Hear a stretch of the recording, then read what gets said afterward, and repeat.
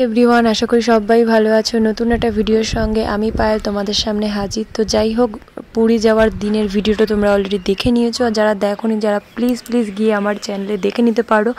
এদিকে ইউটিউব চ্যানেলের নাম পায়েল.পুষ্পেন্দু, আর আমার ফেসবুক থেকে যারা দেখছো তারা পায়েল বিশ্বাস ঢালি বলে আমার পেজ যেটা আর কি আছে, সেটাই আর কি তোমরা দেখে নিতে পারো। মানে পুরী যাওয়ার দিনের যে ভিডিওগুলো আর নানান রকম ভিডিও টুকিটাকি তোমাদের সঙ্গে শেয়ার করার চেষ্টা করি, সব ভিডিওগুলোই তোমরা পেয়ে যাবে আমার চ্যানেলে। তো যাই হোক, এই দিকে দেখতেই পাচ্ছ হোটেলে ঢোকার পরে আর কি চেঞ্জ করে নেওয়ার পরই আমি এখানে চলে এসেছি কিন্তু তোমাদের রুম ট্যুর বলছি, রুমটা শেয়ার করতে, যে আমরা যে রুমে ছিলাম। তো এখানে আসার পরে কিছু ভোর 4টের দিকে নেমেছিলাম, নেমে না আর ভালো লাগছিল না বলে আর কন্টিনিউ ভিডিওটা করা হয়নি। তো এই যে দেখো, আমাদের নিয়েছিলাম আর কি এসি রুম, একটু গরমের জন্য, যেহেতু গরম। আর এদিকে দেখো বাথরুমটাও বলতে গেলে ওয়াশরুমটাও একদম সুন্দর ছিল। মেন কি বলো তো, আমার একটা প্রবলেম কি হয়ে যায়, কোথাও গিয়ে না বাথরুমটা আগে আমি দেখি, কারণ বাথরুম যদি মনের মতো না হয় না, আমার কোনো জায়গায় গিয়ে একটা অস্থির লাগে। এই জন্য না আমি চেয়েছিলাম যে থাকা খাওয়াটা যেমন হোক না হোক, আমার কিন্তু রুমটা খুব ভালো দরকার, রুমের থেকে বেশি আর কি আমার ওয়াশরুমটা খুব ভালো দরকার। তো যাই হোক, যার জন্য আর কি এরকম একটা রুম নেওয়া হয়েছিল। আর এই জিনিসটা আমার বর ভালো করেই জানে বলে প্রথমেই আমাকে বলেছে তুমি গিয়ে দেখে নাও আগে। তো এই দেখো, ড্রেস চেঞ্জ করে তো আমি এইখানে একদম ফুল মস্তিতে যাচ্ছিলাম বিচের দিকে, কারণ আমার রুম থেকে আমার হোটেলের থেকে বিচটা কতটা দূর সেটাই আর কি দেখার জন্য যাচ্ছিলাম। আর এদিকে দিদির ছেলে, আমার ছেলে আর আমি, এই 4জন মিলেই আর কি দেখছিলাম যে বিচটা কেমন, সেটা দেখার জন্যই যাচ্ছিলাম বকবক করতে করতে। আর সত্যি কথা বলতে এইখানে না তোমরা অনেক জায়গায় ঠকবে, এই জন্য পুরী আসলে একটু ভেবে চিন্তে আসবে। আর এই সব নিয়ে না হয় তোমাদের অন্য একটা ব্লগে শেয়ার করব যে আমরা কোথায় কিভাবে ঠকেছি।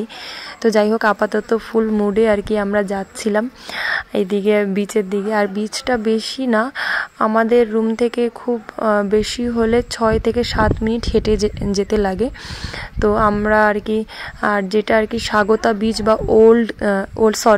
গোল্ডেন বিচ বলে যেটা আর কি তোমরা অনেকেই চেনো, সেটাই কিন্তু আমরা যাইনি, তার একটু অন্য জায়গায় আর কি আমরা ছিলাম। তো যাই হোক, তোমরা দেখতেই পাচ্ছ মাঝে একটা রিলসের জন্য শর্ট নিচ্ছিলাম। আর এই যে দেখো, ফাইনালি আর কি এসে পৌঁছে গেলাম, কিন্তু কিছুটা আর কি বালি ছিল, এই বালি যা গরম, বাপরে বাপ কি বলবো।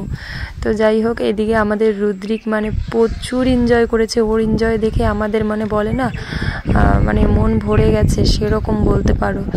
আর একটা জিনিস ঘটেছে, সেটা না হয় তোমাদের আরও একটা ব্লগে বলবো, ওর জন্য তোমাদের কি করতে হবে, আমার প্রতিটা ব্লগ কিন্তু কন্টিনিউ দেখতে হবে, স্কিপ করলে কিন্তু তোমরা মিস করে যাবে, কারণ আমাদের পুরী গিয়ে কি ঘটেছে। তো যাই হোক, সকালবেলায় এরকম ঢেউ, সকাল তখন কটা বাজে, আমরা এসে পৌঁছেছি ধরো 4টে, এদিকে রুমে আসতে 6টা বলতে ওই রুম পুরো আর কি রুম পেতে না পেতে 6টা। তারপরই আমরা এখানে কিন্তু বিচ দেখার জন্য চলে এসেছিলাম, যেটা আর কি মেন আকর্ষণ ছিল, কারণ এই গরমে সমুদ্র দেখার যে আর কি আনন্দটা, সেটা আর কি না গেলে বোঝা যাবে না।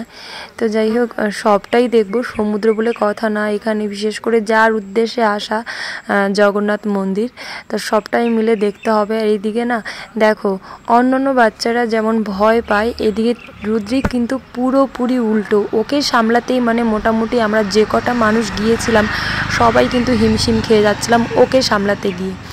তো যাই হোক, এখানে আমরা যখন হোটেলে আসছিলাম, তখন যে স্টেশন থেকে নেমে যে অটোগুলো পাওয়া যায়, সেই অটোগুলো ধরে যখন আসছিলাম, তখন ওই অটোগুলো আমাদের দুটো কথা বলেছিল, যে তোমরা কি হোটেল দেখতে যাবে, একটা কি নিজেরা রান্না করে খাবে, নাকি নিজেরা রান্না করে খাবে না, এরকম হোটেল দেখাবো, ওরা একটা অপশান দিয়েছিল। তা আমরা যেটুকু এদিক ওদিক দেখে আবার এতগুলো লোক গিয়েছিলাম, মোটামুটি 9জন, ভাবো 9জন গেলে 9জনে যদি 100 টাকা করেও খাই, তাহলে একবেলা 1000 টাকা, আর 1000 টাকা হলে 3 বেলায় 3000 টাকা। তাহলে বুঝতে পারছো, এক দিনে যদি 3000 টাকা শুধু খাওয়ার পিছনে যায়, তাহলে আমরা কতগুলো টাকা যায়। এর জন্য কিন্তু আমরা চুজ করেছিলাম যে নিজেরা রান্না করে খাবো। এই দিক দিয়ে কিন্তু আমাদের প্রচুর টাকা সেভ হয়েছিল, একদিক দিয়ে টাকাও সেভ হয়েছিল, আর এদিক দিয়ে খুব ভালোও হয়েছিল। আর এখানে কি বলো তো সিস্টেমগুলো আছে, যারা আর কি রান্না করে খেতে চাও তারা থালা বাসন ঘটি টটি মানে গ্যাস ট্যাস সব কিছু ভাড়া পাওয়া যায়। এই একটা জিনিস খুব ভালো এখানকার, যার জন্য আমরা এত লোক যাওয়ার পরেও কিন্তু আমাদের কোনো রকম অসুবিধা হয়নি। আর এদিকে দেখো আমার দিদির অবস্থা, রুদ্রিকে কিভাবে কোলে করে জোর জবস্তি করে নিয়ে আসছে। তার কারণটা আর কি তোমরা দেখতেই পেলে। ও যা বিরক্ত করছিল ওইখানে গিয়ে, আর কি বলবো, মানে ও স্নান করবে, তো আমরা তো নর্মালি গেছিলাম একটু দেখতে, যেটা আর কি দেখে টেকে চলে আসলাম। তো আজকে যেহেতু প্রথম দিন, আর প্রথম দিনের দায়িত্ব ছিল দিদি আর আমার ননদের রান্না করা। আর দেখো মডার্ন দুই মামুনিরা রান্না করছে কিভাবে, কোমরে হাত দিয়ে।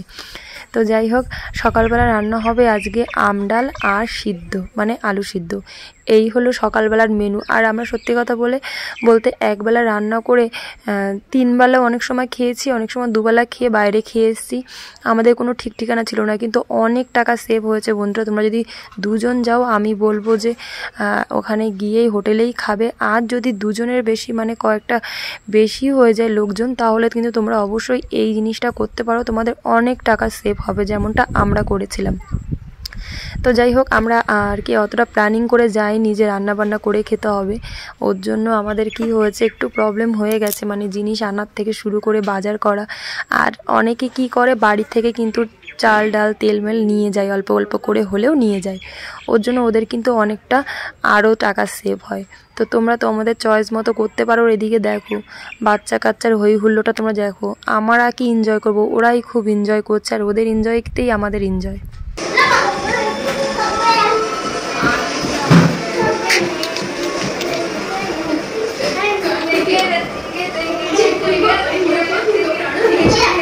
ভাই পড়াবে কিন্তু। তো এই দেখো বেশ খানিকটা সময় পর কিন্তু ফিরলাম। তার কারণ ওই যে খাওয়া দাওয়া করে টুরে সেই যে স্নানে গেছিলাম, আর স্নানটা তো সবাই করব, কি করে বলো তো, ভিডিও করি আর কি করেই বা মানে আর কি তোমাদের শেয়ার করি, ফোনটা কোথায় রাখবো না, এই জন্যই কিন্তু ফোন নিয়ে যাওয়া হয়নি। যাই হোক, তোমরা আর কি সকালে দেখতেই পেয়েছো যে আমরা আর কি বিচে গেছিলাম, বিচে গেছিলাম, সেটা আর কি তোমরা অলরেডি দেখে নিয়েছো। ওর জন্য তোমাদের শেয়ার করলাম না বলতে ওই আর কি ফোন রাখার কোনো জায়গা ছিল না বলে ফোন নিয়ে যায়নি। তো এইদিকে দেখো খাওয়া দাওয়া সেই সকালবেলা করেছিলাম, স্নান করলাম, স্নান করে কিন্তু কিচ্ছু খাইনি, একবারে কিন্তু রেডি হয়ে বেরিয়ে পড়েছি পুজো দেওয়ার জন্য। হ্যাঁ, ওই দিনই বেরিয়েছিলাম, মানে প্রথম দিনই বেরিয়েছিলাম। তো এদিকে রেডি হয়ে আর বাড়ির থেকে নিয়ে এসেছিলাম শাড়ি। আর শাড়ি বলতে গেলে সবাই শাড়ি পরেছিল, মানে শুধু যে আমি আর দিদি তা না, ওইদিকে মা তো অলরেডি শাড়িই পরে সব সময়, ওইদিকে আমার ননদও শাড়ি পরেছিল। মানে আমাদের প্ল্যানিংই ছিল যে একদিনে পুজো করতে যাব, সেদিনকে সবাই শাড়ি পরে যাব। তো আমরা যে বিচে ছিলাম সেই বিচ থেকে কিছুটা দূর আর কি জগন্নাথ মন্দির, ওর জন্য এরকম টোটোতে করে যেতে হয়। আর তোমাদের আর একটা কথা বলে রাখি, এই টোটোওয়ালা হোক আর অটোওয়ালাই হোক, এরাও কিন্তু প্রচুর ঠকাবে তোমাকে। পুরী মানেই আমরা কিন্তু সব কিছু জানার সত্ত্বেও কিন্তু বারবার ঠকেছি, যেটা তোমাদের বারবার করে বলে দিচ্ছি যে আমরা সব জায়গায় আর কি মোটামুটি ঠকেছি, কিছু করার নেই। তো যাই হোক, এই যে ফাইনালি পৌঁছালাম। আর এর ভিতরে কিছু দূর এইভাবে লাইন দিয়ে যেতে হবে। আর এইখানেও আমরা ঠকেছি বলতে গেলে একটা পান্ডা ধরেছিলাম, যার দাম বলেছিল 170 টাকা, আমরা বার্গেনিং করে 150 টাকায় বলেছিলাম। ওখানে তো পুজো করা না, ওইখানে আর কি লাইন দিতে হবে না, তোমরা আর কি গিয়ে দর্শন করবে, লাইনটা দেওয়া লাগবে না, এর জন্যই আর কি পান্ডা নেওয়া আর কি দেওয়া বলছি। যাই হোক, কিন্তু তবুও পান্ডা এরকম করার পরও আমরা ঠকেছি। তার ঠকার কারণটা হলো পান্ডা এরকম লাইনে করে নিয়ে গেছে, সেটা তো 150 টাকায় আলাদা, কিন্তু উনি নিয়ে গিয়ে ওনার একটা রুমে নিয়ে গেছে। সেই রুমটা হলো ওখান থেকে প্রসাদ কিনতে হবে, আর ওই প্রসাদের দামই কিন্তু 500 টাকাতে স্টার্টিং। তাহলে বোঝো কি বলবে তোমরা, আর মানে ওখানে নিতেই হবে, না নিলে হবে না, এরকম একটা ব্যাপার। অনেক কিছু ভুলভাল বুঝিয়ে দেবে, তোমার মনটা এমনিই গলে যাবে।